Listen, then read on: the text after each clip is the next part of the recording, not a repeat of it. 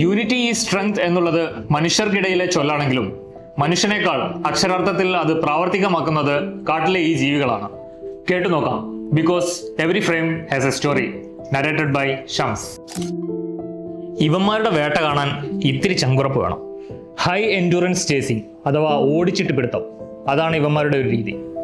ഉദാഹരണത്തിന് അവന്മാരിപ്പോൾ ഒരു മാനിനെയൊക്കെയാണ് ടാർഗറ്റ് ചെയ്യുന്നതെങ്കിൽ അതിനെ ഓടിച്ചിട്ട് ക്ഷീണിപ്പിക്കും. അത് കഴിഞ്ഞ് അതിൻ്റെ ചുറ്റും നിന്ന് കടിച്ച് അതിനെ അവശനാക്കും. അപ്പോഴേക്കും ആ മാൻ തളർന്ന് വീണിരിക്കും. 70 km/h വേഗതയിൽ കണ്ടിന്യൂസ് ആയി തളരാതെ ഓടാനുള്ള ഇവന്മാരുടെ കഴിവ് അപാരമാണ്. ടാർഗറ്റ് ചെയ്ത ആനിമൽ വീണ ഉടൻ ജീവൻ പോകുന്നതിന് മുമ്പേ തന്നെ അതിന്റെ വയറ് കടിച്ചു കീറി ഇന്റേണൽ പാർട്സ് ഒക്കെ കഴിച്ചു തുടങ്ങും. ഇവന്മാരുടെ വേട്ട ശൈലി വിചിത്രമാണ്. വേട്ടയെക്കുറിച്ച് കൂടുതൽ പറയാതിരിക്കുന്നതാവും നല്ലത്. പറഞ്ഞു വന്നത് കാട്ടുനായ്ക്കളെ കുറിച്ചാണ്. വൈൽഡ് ഡോഗ്സ്, ധോലെ എന്നറിയപ്പെടുന്ന കാട്ടിലെ മൃഗങ്ങളുടെ പേടി സ്വപ്നം.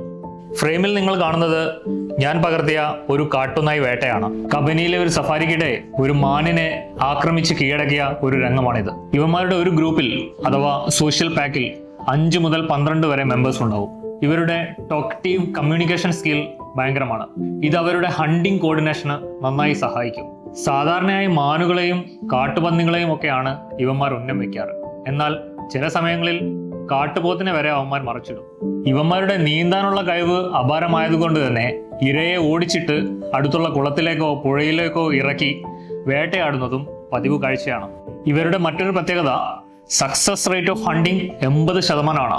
മനുഷ്യനേക്കാൾ 40 ഇരട്ടി ഘ്രാണശക്തിയുള്ള ഈ ജീവികൾ ഒറ്റയ്ക്കൊറ്റയ്ക്ക് കാണുമ്പോൾ മാന്യന്മാരാണ്. പക്ഷെ കൂട്ടത്തോടെ ആണെങ്കിൽ ഇവന്മാരെക്കാൾ അപകടകാരികൾ വേറെയില്ല. കാട്ടുനായ്ക്കളുടെ കൂടുതൽ വിശേഷങ്ങളും ഫ്രെയിമുകളുമായി മറ്റൊരു വീഡിയോയിൽ കാണാം.